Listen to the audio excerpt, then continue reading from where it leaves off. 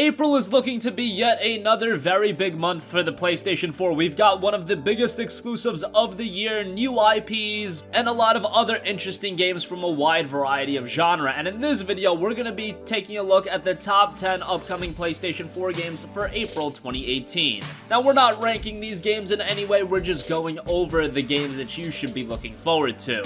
With that being said, let's get right into this. Let's just start off with the heavy hitters. Of course, we have to mention God of War. God of War is arguably the most anticipated PlayStation 4 game of the year. Without a doubt, it's among the top 3, and for good reason. God of War has been one of the staple franchises to the PlayStation going back to the PlayStation 2 days, but even still, with the series being beloved, you could tell with the release of God of War Ascension, it was getting a little bit stale, so that's why it's so exciting that Sony Santa Monica Studio is doing a little bit of a soft reboot. Instead of your typical Greek mythology setting, of course, this new God of War title will be set in the world of Norse mythology. It does seem to have a little bit more of a mature tone, slower paced gameplay, and of course with the introduction of Kratos' son, that's going to add another layer to the gameplay. God of War has always been very consistent in quality, and this game has the potential to be the best of them all. Hopefully it delivers when it releases on April 20th. Power.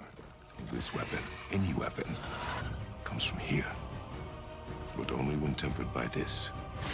By discipline. The self-control of the one who wields it. Open the door! We need your help! This is no ordinary illness. The boy's true nature, your true nature, fights within him.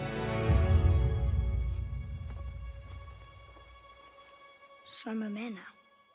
From one exclusive to another, we have Yakuza 6: The Song of Life. Yakuza has been one of those franchises that really hasn't gained traction over here in the States, but that is starting to change, and 2017 was a big year for Yakuza with the release of Yakuza 0 and Yakuza Kiwami. And now we have the latest game in the Yakuza franchise in Yakuza 6: The Song of Life. This is actually the last entry in the main line of Yakuza games, so that's something to note. And once again, you can expect a very mature story with a wide variety of gameplay. The Yakuza games have a lot of content to them, and best of all, that content is very diverse and engaging, and I expect no different with Yakuza 6: The Song of Life. The game has been released in Japan and it got very good reviews. I wouldn't see why it wouldn't be the same over here. There is a demo for the game available, so if you want a little bit of a taste, you should definitely download that. As far as the full release, Yakuza 6: The Song of Life is coming April 17th.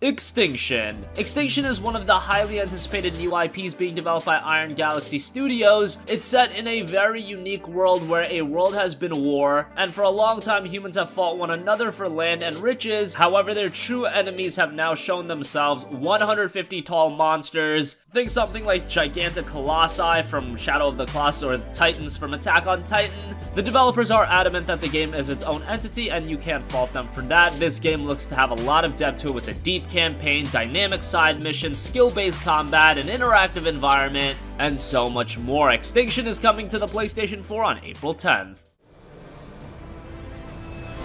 And there will be a reckoning.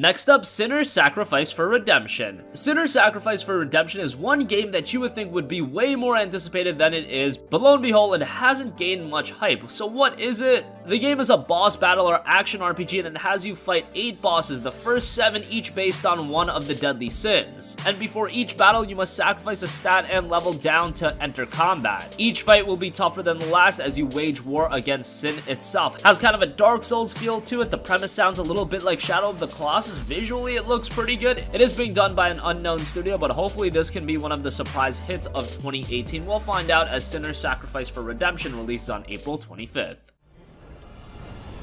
Protector of the realm, just and true, and beloved by all, now rusts in a prison of his wounded pride. A great healer, renowned for wisdom and kindness, consumed by greed for knowledge and corrupted by the darker arts. A leader of the realm, respected and admired, but driven mad with desire for that which he would not give. All fallen, all pushed. Far Cry 3 Classic Edition. Far Cry has been one of Ubisoft's most consistent franchises, and we're actually weeks away from the release of Far Cry 5, and if you pick up the Far Cry 5 Season Pass, that'll also grant you access to Far Cry 3 Classic Edition, which is coming next month. Far Cry 3 Classic Edition is a port of Far Cry 3 to the PlayStation 4, and if you played Far Cry 3, you know how great that game was. Far Cry 3 really took Far Cry to the next level, and it was a fantastic game with a great open world, a lot of content, solid visuals at the time, and a fantastic antagonist. Again, you will just get the game if you pick up the Far Cry 5 Season Pass. It will be available standalone as well. Going to be interesting to see what Ubisoft prices the game at. I think anything more than $20 would be a little much, but we shall see. Far Cry 3 Classic Edition is hitting the PlayStation 4 on April 27th. We Happy Few. We Happy Few has been one of the long-anticipated indie titles, and this is more of a big-budget game. It's going to release at a high price, and it's an indie survival and exploration game set in the fictional English city of Wellington Wells. It's a dystopian, retro-futuristic, fashion drug-fueled society formed following an alternate timeline of events within World War II, and it is on the verge of collapse. The game itself is played from a first-person perspective, and it combines role-playing, survival, and roguelike elements. You'll have freedom to explore the open world and various districts that make up Wellington Wells. The game seems to have a lot of depth to it. It's got a very interesting premise and presentation, so this could be another very surprising game on the PlayStation 4. It has been in early access for a while on other platforms, but it's seeing its official release on April 13th. Your fellow citizens. Talk to them. What the fuck are you doing here? Visit them. Wellies love a friendly guest. We Wellies do love our games. It's important to stay young at heart, so use our playgrounds. After all, if we don't, who on earth will? Obey police officers. They're there to protect you. Remember, they're the only ones who are supposed to be out at night. Wellington Wells is always a delightful... The Swords of Ditto. The Swords of Ditto is a very charming action RPG that aims to create a unique adventure for each new hero of legend in the relentless fight against the evil Mormo. You explore a delightful but dangerous overworld, brave menacing dragons, and improve your hero in a charming village during your quest to overcome the evil that plagues the island. It's got a solo and cooperative mode, so if you want to play through the game with a friend, you have that option as well, and overall, this isn't going to be one of the heavy hitters for the year, but a charming little title. Maybe not a game you pick up right away, but if it's a PlayStation Plus title or you find it at a discount, it could be a pretty good pickup. It releases officially on April 24th.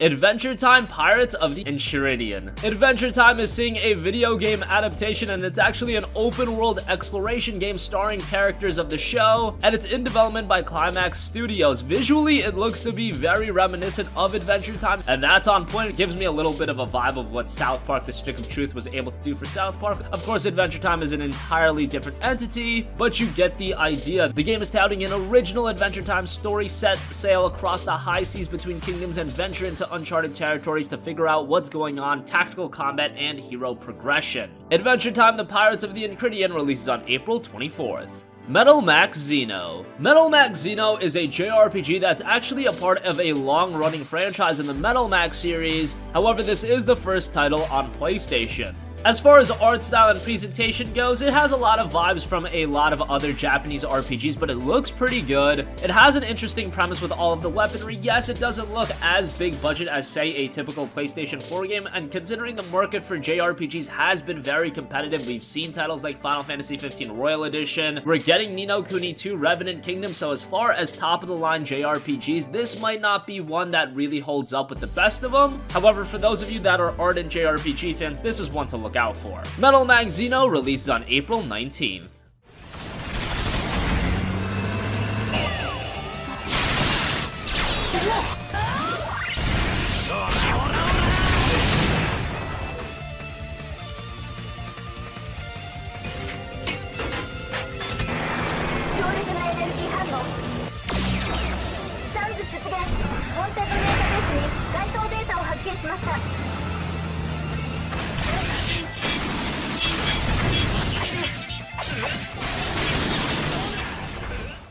And finally, we have Bomb Slinger. Bomb Slinger is a Wild West inspired action game with bombs, of course. The game is already available as an early access title on PC, and it's been received relatively well. You play as a former ruthless bandit turned rancher as he sets out on a journey to avenge the brutal murdering of his wife. Bomb your way through hordes of enemies, defeat your former posse, and get to the final showdown with its leader, the Gunslinger. The game touts explosive Bomberman inspired single and multiplayer gameplay, procedurally generated levels, and tons of items make each playthrough unique. 4-player battle mode and AI bots for classic local multiplayer action as well. Bomb Slinger looks to be a pretty interesting game, and as I mentioned with the Sword of Ditto, maybe this isn't a game you pick up right away at launch, but if it's a PlayStation Plus title or if it's discounted in the future, it might be a fun smaller title to check out. Bomb Slinger is hitting the PlayStation 4 on April 11th. So that wraps up the top 10 PlayStation 4 games coming in April 2018. What do you think? Which games are you excited for the most in April? I'm sure most of you are very excited for titles such as God of War, maybe Yakuza 6. Extinction is getting quite a bit of attention as well, but there's a lot of other titles like Sinner, Sacrifice for Redemption, and Metal Max Xeno that round out a very interesting month. We'll see how the games turn out next month. Sound off with your thoughts in the comment section down below. Thank you for watching.